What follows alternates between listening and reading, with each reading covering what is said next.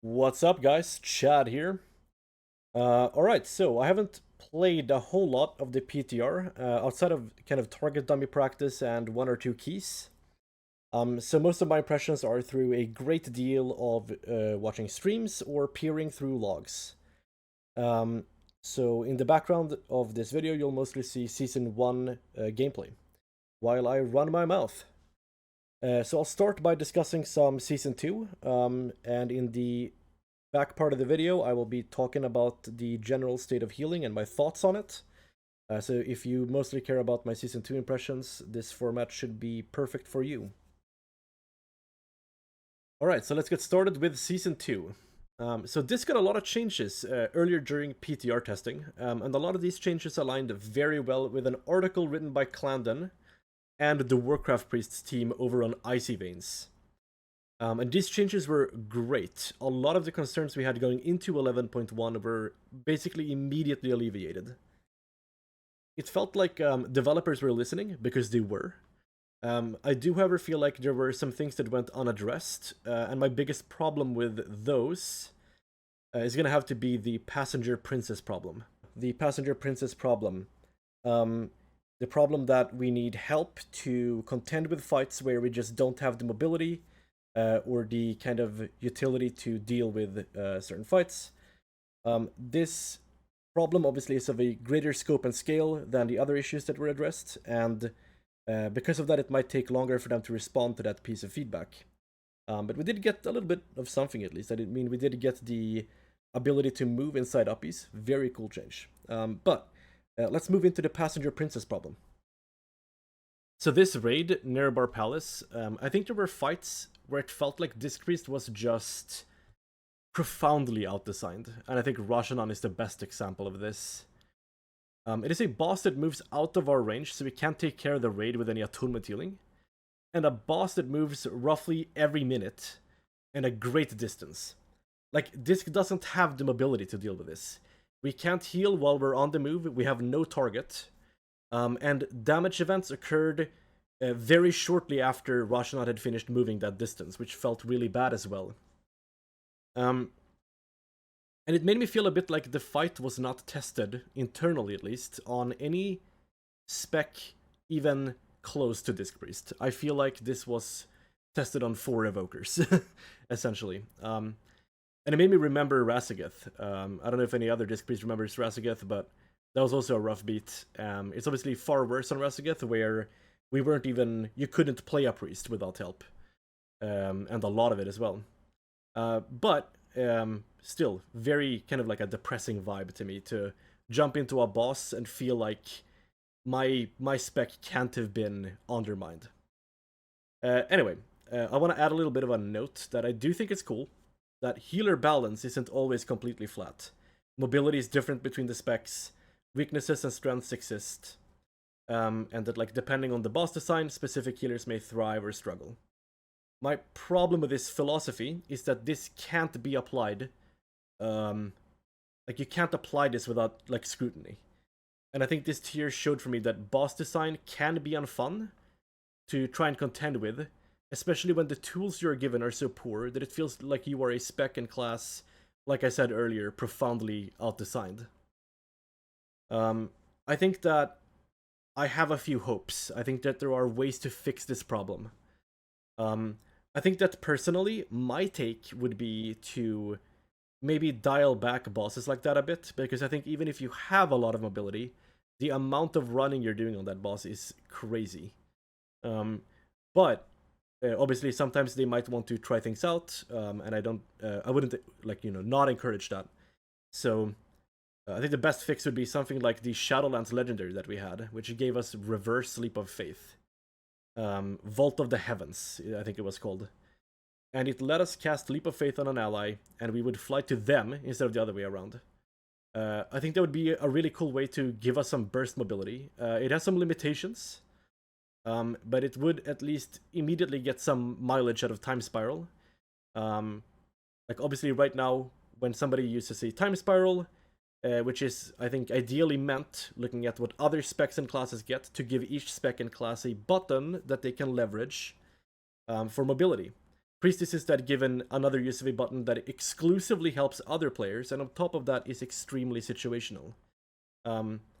I think that even if we had reverse grip, it would still be a bit situational, but I think it would be a kind of like cool flavor, like flip of Leap of Faith. Regardless, like I said, ideally I would really love it if we could get just bosses that aren't designed without certain specs and classes in mind. If that were the case, I think Feather is enough, unironically. Alright, so that's my thoughts on the passenger princess problem. Let's move on. So, the removal of cooldown reduction gameplay, and the new static cooldown on our pets. Obviously, a lot of people disliked cooldown reduction gameplay, which is fair, but I do think there was a small minority that liked the agency that it provided.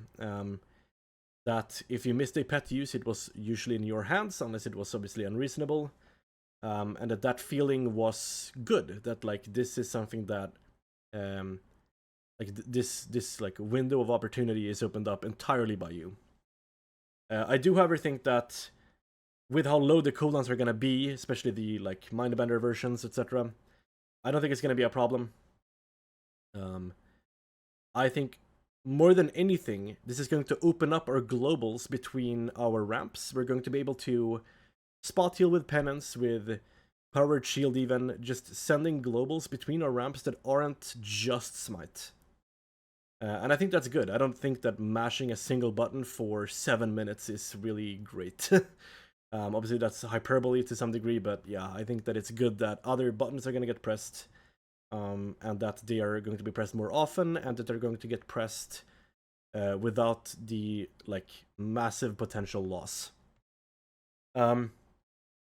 Yeah, so I want to bring in an example as well that I think is really funny. It's a funny perspective, I guess, but a friend of mine talked about back during a Mirdrasil that they once had their disc priest say, "Sorry guys, we died there because my pet wasn't up. I didn't smite enough." And he missed his ramp essentially, didn't have his pet ready. You know, they just exploded. I think it was on Tindril even. A boss that obviously did a lot of damage, and missing a pet, especially in that tier, for sure, like you can absolutely just fall over. I think that's an insanely funny like example, but I think that that's a real like danger of a spec that plays around cooldown reduction. If you're not insanely consistent getting that cooldown reduction, you can just not be relied on. So I'm really happy to see this change, personally. Initially, I wasn't that happy about it, but seeing how low the cooldowns went, I feel like we are absolutely fine. So, great change. Let's move on.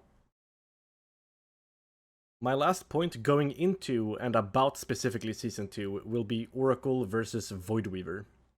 Yeah, I'm really happy. It seems like both of them are strong enough right now to a point where we might be playing both. And even if we aren't, they are close enough, I think, to where both are very much viable. Which I think is a great spot to be in when it comes to hero talent tuning.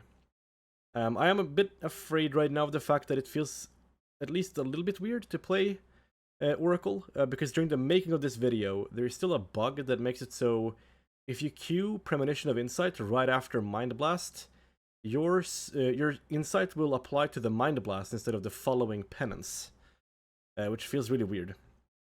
But hopefully that gets fixed, and that way we would just not have to worry about that horrible problem at all. I'm also slightly worried that the Oracle cast sequence could be quite complex, or if not complex, at least like unintuitive for players that might not have this spec in their muscle memory already. Obviously for now it's just speculation until Warcraft Priests post their cast sequence for Season 2. Alright, let's get into the state of healing in my mind, and let's do some yapping.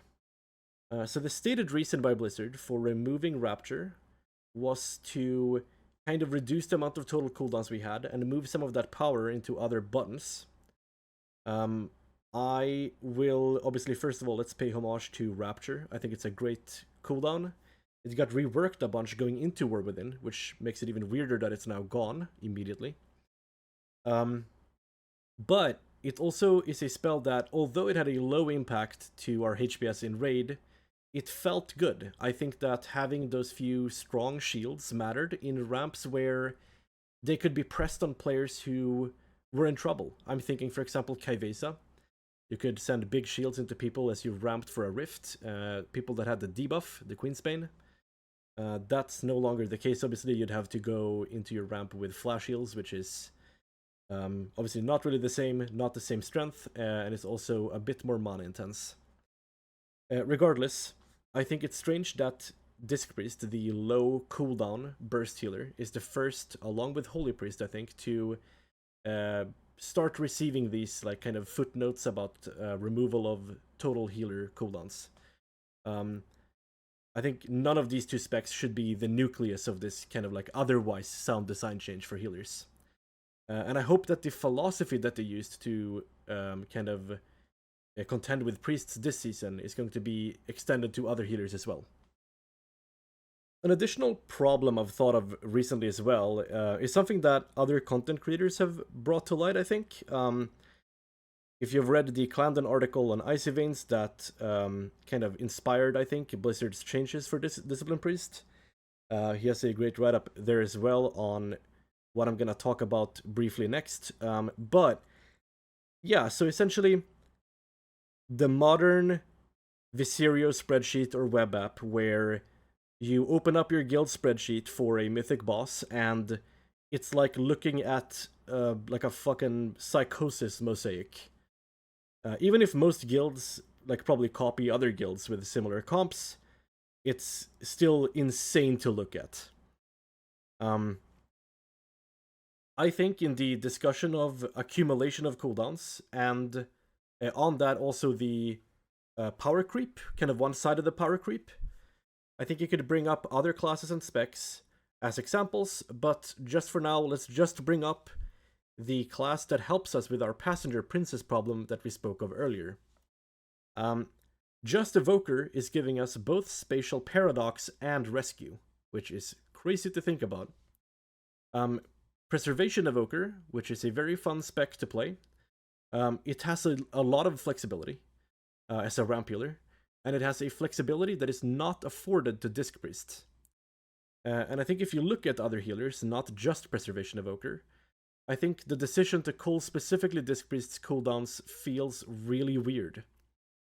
And although obviously Disc Priest's healing patterns of these very high peaks and very, very low valleys feels unique and interesting to play, in my opinion at least, it just feels like it can't be reconciled with other healers that are co-opting that healing pattern of like ramping and doing loads of burst healing.